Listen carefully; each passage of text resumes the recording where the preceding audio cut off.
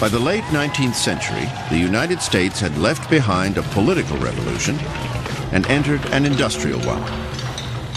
In the 20 years that followed the Civil War, America experienced 2 presidential assassinations and 5 mediocre presidencies. From Andrew Johnson's impeachment through Chester A. Arthur's laconic administration, the power of the executive office had clearly waned.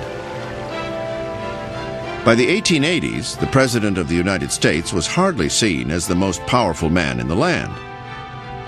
Instead, that title was held by the likes of J.P. Morgan, John D. Rockefeller, and Andrew Carnegie, America's potent captains of industry. It was an era of extremes, with 1/8 of the population owning 7/8 of the wealth.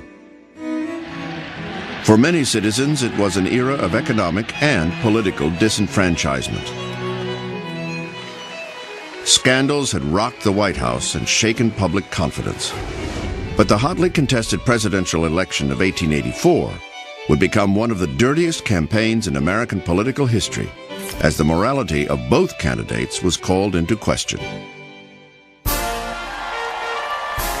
The Democrats nominated New York Governor Grover Cleveland.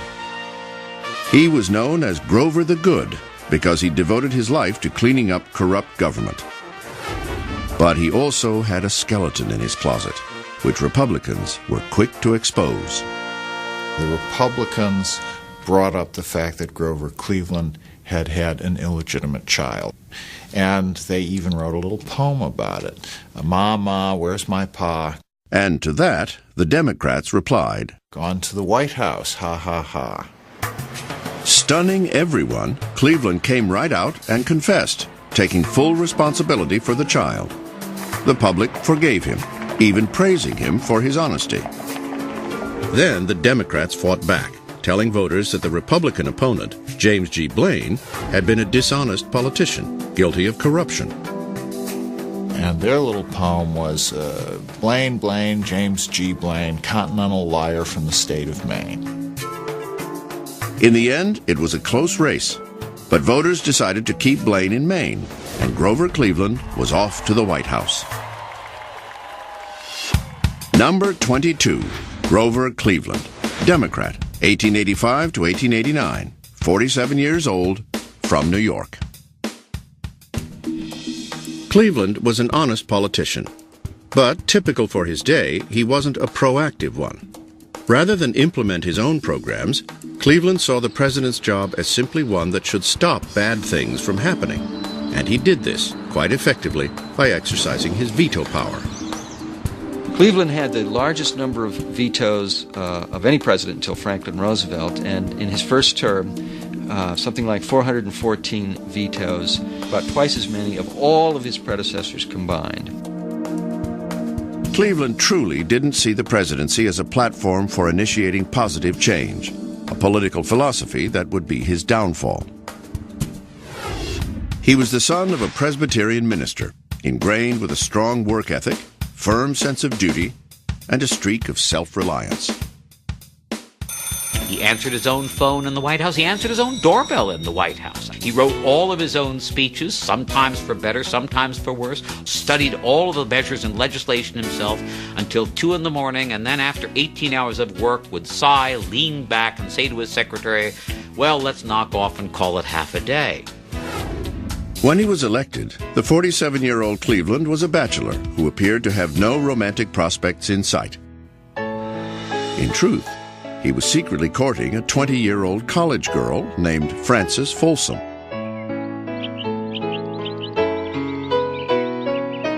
As soon as Frances graduated from college, Cleveland proposed marriage, and on June 2, 1886, Grover Cleveland became the first and only president to get married in the White House. The wedding was celebrated across the nation, and overnight the American public fell in love with the beautiful new First Lady.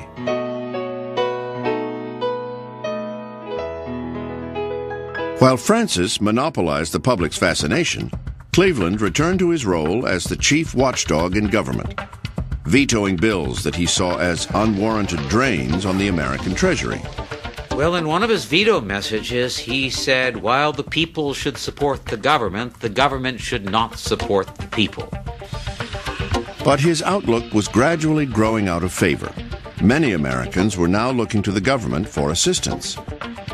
This was a period where it was becoming more and more clear that the federal government was not keeping up with changes in American society at large. Particularly unpopular was Cleveland's objection to pensions for Civil War veterans. One of the questions was, how can you tell that Grover Cleveland stays up past midnight vetoing pension bills? And the answer is because he's often so much in the dark about them. It was a policy that would cost Cleveland the veterans' vote when he ran for re-election in 1888. And it didn't help that Cleveland himself had not served in the war.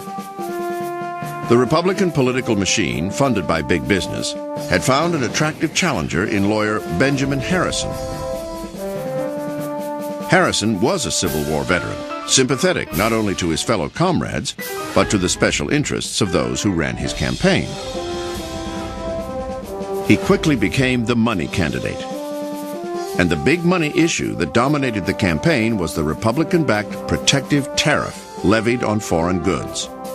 For most of the 19th century, for all of their existence as a political party, the Republicans had been the party of protectionism.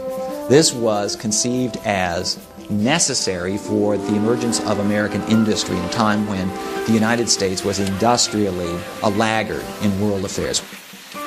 The tariff was the hottest political issue in the 1888 campaign, and the country was clearly divided. In an election comparable to the 2000 race, Democrat Cleveland actually won the popular vote. But Republican Harrison became president because he won in the Electoral College. Upon her departure from the White House, First Lady Frances Cleveland told the staff to take good care of the place. They'd be back.